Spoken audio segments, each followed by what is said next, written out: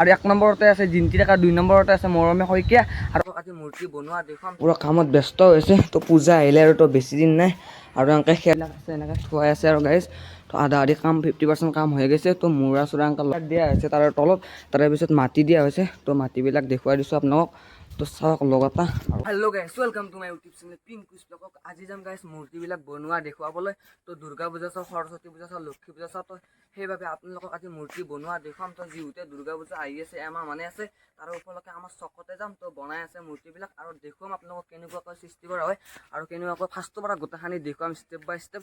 তালৈকে যাম, বলক ভিডিঅ'টো আৰম্ভ কৰোঁ। এতিয়া ধুনীয়াকৈ ঘৰৰ পৰা ওলাই যাই আছোঁ বৰ্তমান। তো মূৰ্তি দেখুৱাবলৈকে। আৰু এতিয়া ধুনীয়াকৈ চাইকেল এখন লৈ ওলাইছোঁ আৰু ভিউ চাওক। তো ধুনীয়াকৈ আমাৰ এইটোৰে অহা যোৱা হয় ৰাস্তাটো। এতিয়া ধুনীয়াকৈ যাব লাগে। তো চাওক গাছডাল, আৰু যিমান পাৰোঁ সিমান আপোনালোকক দেখুৱাই যাই থাকিম বাৰু। তো ধুনীয়াকৈ এতিয়া যাব লাগে আৰু যাই থাকোঁ ধুনীয়াকৈ। আৰু যাব লাগে এতিয়া। তো যাই থাকোঁ আৰু ৰাস্তাত কেইটামান ছাগলী দেখা পালোঁ। তো যুঁজ লাগি আছে। তো একো নাই, যাব লাগে। আৰু এইটো ঘৰততো মানুহ চানুহ বৰ্তমান নাথে। তো কাম কৰা মানুহবিলাক আছিল আগতে। কালবা 3টামান আছে আৰু শালটো আছে। তো চাই লওক আপোনালোকে। ৰাস্তাটোৰ কাষেৰে তো 2টামান শালো আছে বাৰু। তো আৰু এইটো শিৱ মন্দিৰ। তো ইয়াতে বাৰু পূজা চূজা কৰা হয় শিৱৰাত্ৰি।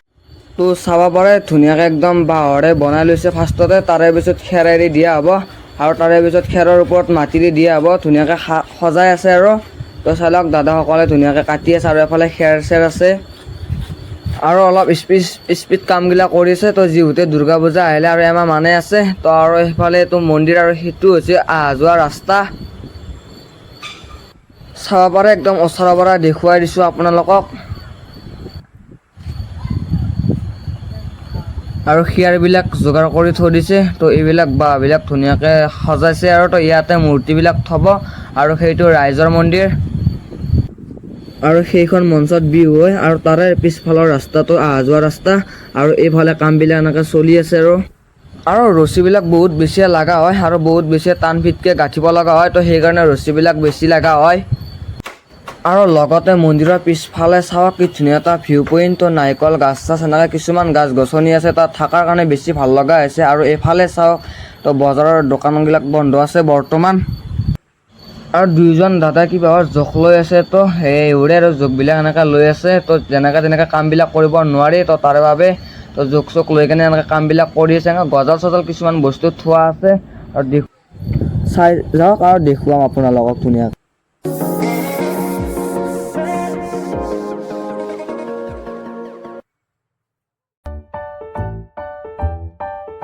আৰু ধুনীয়াকৈ একদম গাইজ আহি পালোঁ। তো এইফালে মূৰ্তিবিলাক আছে, এনেকৈ থোৱাই আছে আৰু গাইজ।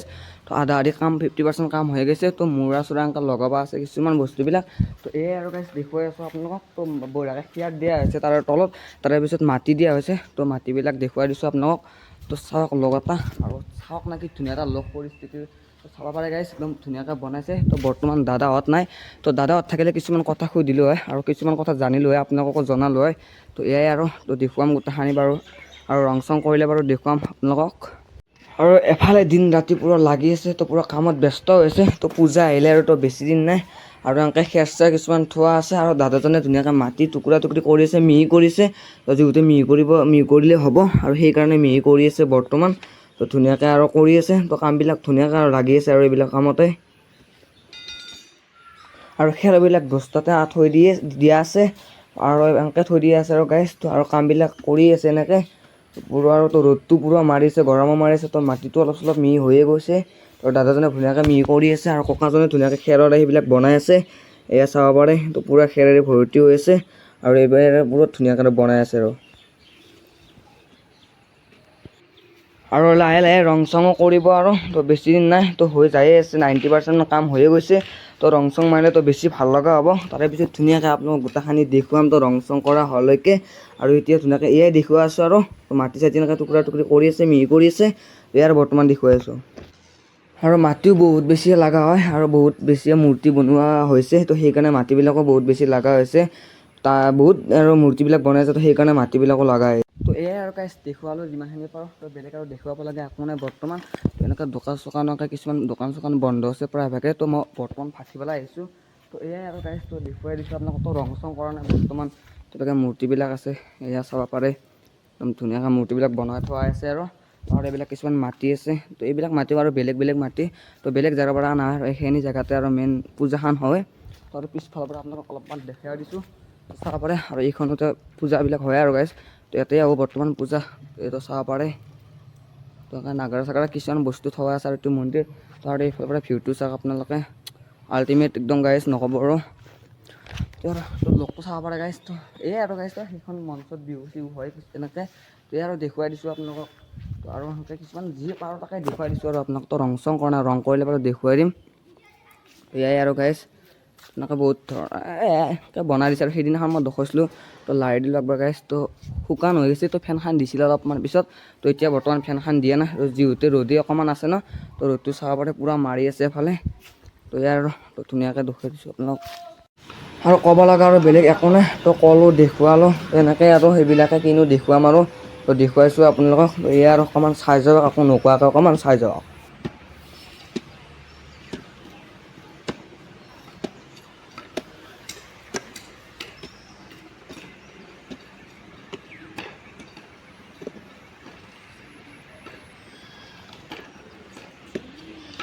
তো ভাবিছিলোঁ গাইছ আপোনালোক ধুনীয়াকৈ মূৰ্তি ৰং কৰা দেখুৱাম বুলি, কিন্তু মূৰ্তি ৰং কৰাৰ কাৰণে গাইছ বোলে বহুত দিনে লাগিব। তাৰে কাৰণে মূৰ্তি ৰং কৰা দেখুৱাব নোৱাৰিলোঁ।